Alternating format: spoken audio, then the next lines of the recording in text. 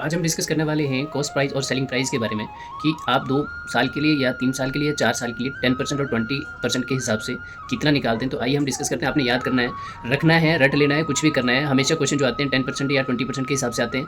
2 साल के लिए आते हैं, 3 साल के लिए और 4 साल के लिए आते हैं। तो अगर 10% के लिए पूछा जाए कि आपके पास जो प्रिंसिपल है वो 10% के हिसाब से कि या 10% की दर से 2 वर्ष के लिए, 3 वर्ष के लिए या 4 वर्ष के लिए आपके पास जो ब्याज है वो कितना होगा, चक्रवृद्धि ब्याज कितना होगा। तो आइए तो 10% के हिसाब से अगर बात करें तो 2 वर्ष के लिए जो हमारे पास चक्रवृद्धि ब्याज होता है वो होता है 20%, 21%। और 3 वर्ष के लिए 10% के हिसाब से हमारे पास आता है 33.1%। 4 साल के लिए हमारे पास आता है 46.41%। ठीक है। और 20% के लिए अगर मैं बात करूं कि 20% के लिए जो हमारे पास 2 वर्ष का जो ब्याज होगा वो कितना होगा, चक्रवृद्धि ब्याज, वो होगा हमारे पास 44%। ठीक है। और वैसे ही हमारे पास 3 वर्ष के लिए कितना हो जाएगा, 72.8%। वैसे ही हमारे पास 4 वर्ष के लिए कितना हो जाएगा, 107.36%। ओके, तो इतना जो आपने ये याद रखना है। कहीं भी अगर आपने कंपाउंड इंटरेस्ट जो पूछा जाता है 10% के हिसाब से या 20% के हिसाब से, चाहे वो 2 साल के लिए हो, 3 साल के, 4 साल के लिए, तो आपने ये कैसे करना है कि हमारे पास एक क्वेश्चन है आज, जैसे कि हमारे पास क्वेश्चन है 4,000 रुपये का 10% की दर से 2 वर्ष का चक्रवृद्धि ब्याज क्या होगा। तो यहाँ पे 4,000 10% के हिसाब से 2 वर्ष के लिए पूछा। तो हमने अभी डिस्कस किया कि 2 वर्ष के लिए 10% का कितना हो जाएगा, 21 बटे 100 परसेंटेज है, 100 आ जाएगा। और कितना है हमारा प्रिंसिपल, कितना यानी मूलधन कितना है, वो है 4,000।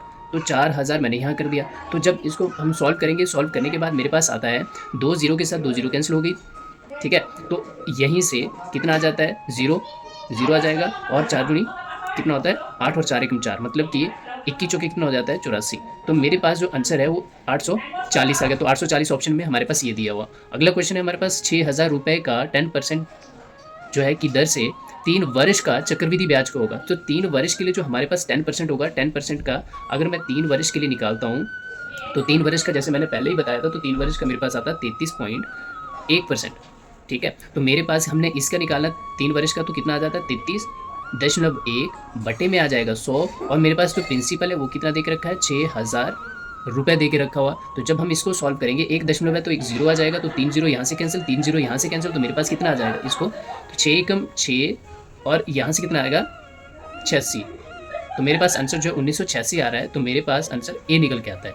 वैसे ही जब हम 20,000 के लिए 10% की दर से करते हैं 4 वर्ष का चक्रवृद्धि ब्याज, तो मेरे पास कितना आ जाता है, तो 10% का 4 वर्ष के हिसाब से निकालना है। तो 4 वर्ष का अगर मैं निकालता हूँ 10% के हिसाब से, तो मेरे पास जो इसमें जैसे हम लोगों ने पहले किया, तो कितना आ जाता है, 46.41% आ जाता है। तो जब इसका निकालेंगे तो कितना आ जाएगा मेरे पास, 46.41% को हटा दिया तो बट्टे में 100 आ गया। और यहाँ पे कितने के लिए निकालना, 20,000 के लिए निकालना है। तो जब 20,000 के लिए निकालेंगे तो 1 2 दशमलव हटाना है। तो यहाँ पे कितना, 1 2, तो 2 जीरो ले ली मैंने। अब 4 जीरो यहाँ से कैंसिल, 4 जीरो यहाँ से कैंसिल, तो बचा कितना मेरे पास, बचता है 2 × 4,641।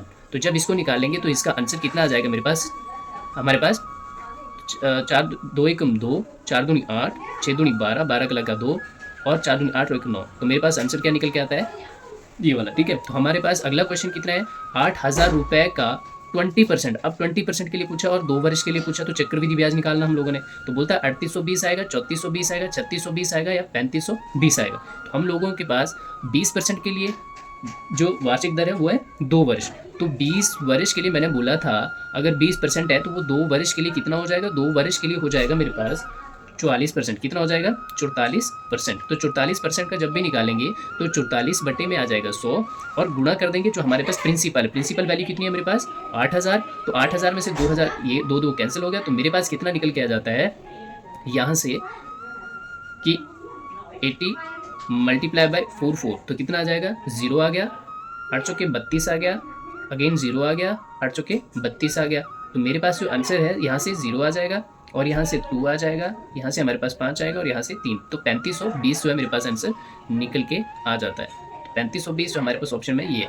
अगला क्वेश्चन है 5,000 रुपये का 20% की दर से 3 वर्ष के लिए निकालना है। तो 3 वर्ष के लिए जो चक्रवृद्धि ब्याज होगा, यानी कि हमारे पास कंपाउंड इंटरेस्ट होगा, 3740 होगा, 3840 होगा, 3520 होगा या 3540 होगा। तो इसका आंसर जो आपने कमेंट बॉक्स में बताना है। तो हमारे पास यहाँ पे 20% के 3 वर्ष के लिए बोला, तो 3 वर्ष का जो हमारे पास ब्याज आता है वो कितना आता है, 72 पॉइंट, इसको कितना लिख सकते हैं मैं, 72.8%। तो क्या करना है आपने, सिंपल सी बात है, इसको डिवाइड कर देना है 100 के साथ। और एक जीरो को हटा मतलब पॉइंट को हटा देंगे, जीरो मतलब 1,728 डिवाइडेड बाय 1000 आ जाएगा, और प्रिंसिपल हमारे पास कितना आ जाएगा 5000। तो इसका आंसर जो आप कमेंट बॉक्स में भी कर सकते हैं, पर्सनली भी कर सकते हैं,